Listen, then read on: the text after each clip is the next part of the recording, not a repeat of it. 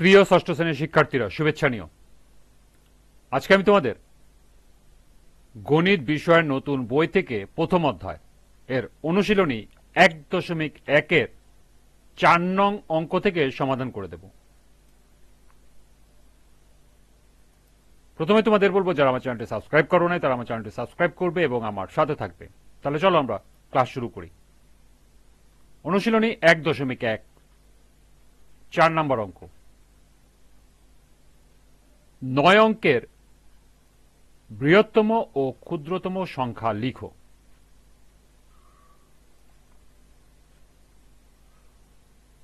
অর্থাৎ 9 অঙ্কের একটি বৃহত্তম সংখ্যা এবং একটি ক্ষুদ্রতম সংখ্যা তোমাদেরকে লিখতে হবে। অঙ্কটি সমাধান তোমাদের এভাবে দিতে হবে। দেখো, 1 অঙ্কের বৃহত্তম সংখ্যা হলো 9। আমরা জানি 1 থেকে 9 পর্যন্ত, অর্থাৎ 0 বাদ দিয়ে বাকি 9টি সংখ্যার মধ্যে 9 হলো সবচেয়ে বড়। তাহলে অঙ্ক পাতনের পর যে কোনো অবস্থানে যদি 9-এর স্থানীয় মান হবে আমরা বৃহত্তম, অর্থাৎ আমরা যখনই অঙ্কটা লিখবো তাহলে 9-এর মানটাই হবে সবচেয়ে বড়। সুতরাং 9টি 9 পরপর লিখলেই 9 অঙ্কের বৃহত্তম সংখ্যা পাওয়া যায়। সুতরাং নির্ণয়ের বৃহত্তম সংখ্যা হলো 9টি 9। এটি উত্তর। আবার ক্ষুদ্রতম অঙ্ক হলো আমরা জানি 0। তাহলে পরপর 9টি 0 লিখলে কোনো সংখ্যাই থাকে না, থাকে। সুতরাং সর্ববামে সার্থক ক্ষুদ্রতম সংখ্যা কত? 1 যদি আমরা লিখি, এরপরে যদি পরপর 8টি 0 বসাই তাহলে আমরা ক্ষুদ্রতম সংখ্যা পাওয়া যাবে। অর্থাৎ আমরা যদি 9টি 0 দেই তাহলে তো কোনো সংখ্যা হবে না, সেক্ষেত্রে 8টি 0 দিয়ে সর্ববামে আমাদের সর্বনিম্ন সংখ্যা হলো, সার্থক মান হলো 1, সেই 1 বসাবো। তাহলে এটাই হবে আমাদের 9 অঙ্কের ক্ষুদ্রতম সংখ্যা।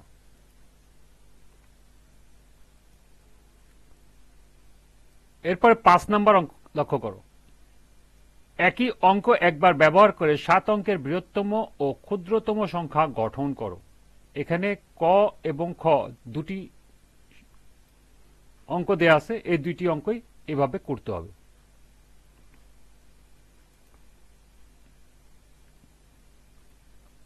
প্রথম অঙ্কটি আছে, দেখো, সংখ্যা আছে 4, 5, 1, 2, 8, 9, 3। এই অঙ্ক একবার, মানে প্রতিটা অঙ্ক আমরা এই 5 একবার নিব, 2 একবার নিব, 9 একবার নিব, কোনো সংখ্যায় দুইবার নেওয়া যাবে না। এভাবে 7 অঙ্কের একটা বৃহত্তম সংখ্যা এবং একটি ক্ষুদ্রতম সংখ্যা আমাদের নির্ণয় করতে হবে।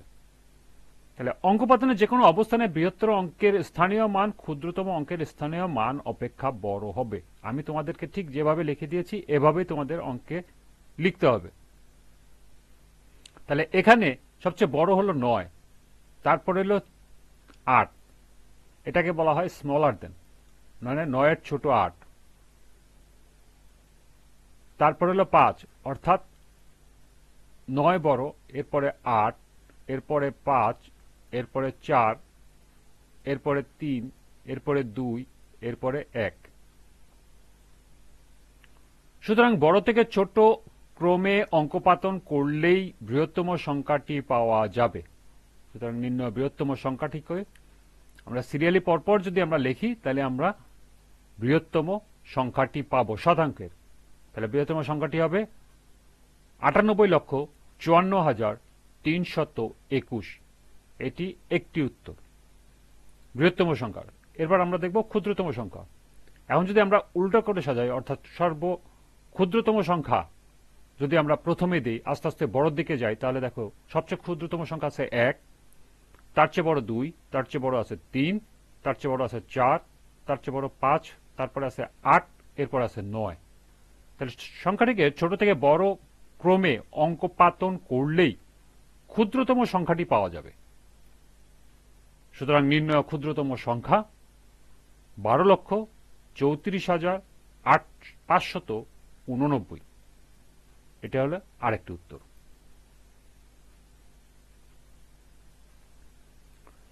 এরপরে খ নাম্বারে দেখো আছে 405398,7।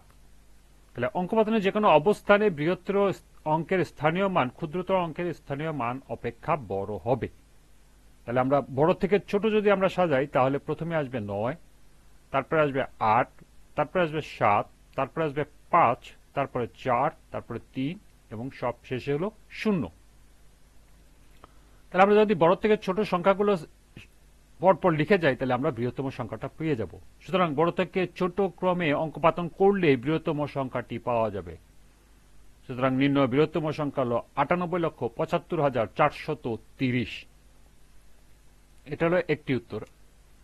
এবার ক্ষুদ্রতম সংখ্যার ক্ষেত্রে দেখো আমরা ছোট থেকে বড় করব। আমাদের সর্বনিম্ন হলো 0,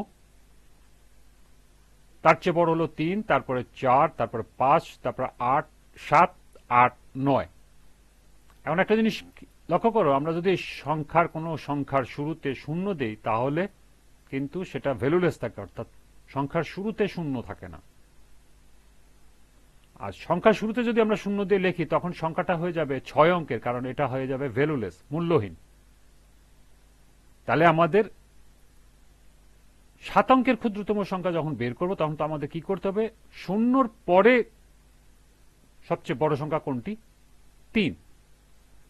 তখন 3টাকে আমরা সর্ববামে দেব, তারপরে দেব 0, দিয়ে যে সংখ্যাটা পাবো সেটাই হবে ক্ষুদ্রতম সংখ্যা। এই কথাটি এখানে আমি লিখেছি, সংখ্যাটি ছোট থেকে বড় ক্রমে অঙ্কপাতন করলেই ক্ষুদ্রতম সংখ্যাটি পাওয়া যাবে, কিন্তু সর্ববামে 0 বসালে প্রাপ্ত সংখ্যাটি অর্থবোধক 7 অঙ্কের সংখ্যা না হয়ে 6 অঙ্কের হবে। অতএব 0 বাদে ক্ষুদ্রতম অঙ্কটি সর্ববামে লিখে 0 সহ অন্যান্য অঙ্কগুলো ছোট থেকে বড় ক্রমে লিখলে ক্ষুদ্রতম সংখ্যাটি পাওয়া যায়। সুতরাং নির্ণয় ক্ষুদ্রতম সংখ্যা 30,45,789। এটাই হলো একটা উত্তর। দেখো এই অনুশীলনীর সর্বশেষ অঙ্ক 6। 7, 3, 4, 5, 5 এই অঙ্কগুলোকে বিপরীতভাবে সাজালে যে সংখ্যা প্রকাশ হয় তা কথায় প্রকাশ করো।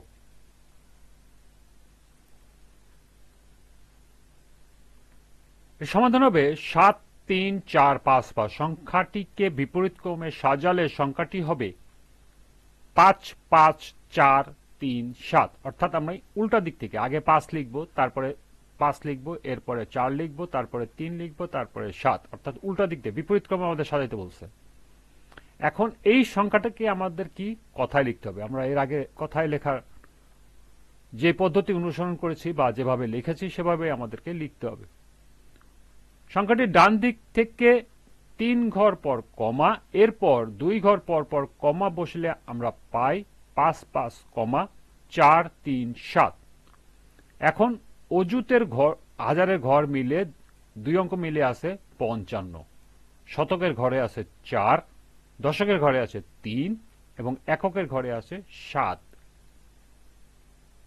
এই কথাটি আমি এখানে লিখেছি। এখন অযুত ও হাজারের 2 অঙ্ক মিলিয়ে আছে 55, শতকের ঘরে আছে 4, দশকের ঘরে 3 এবং এককের ঘরে 7 অবস্থিত। সুতরাং সংখ্যাটিকে কথায় প্রকাশ করলে হয় 55,437। এটি উত্তর।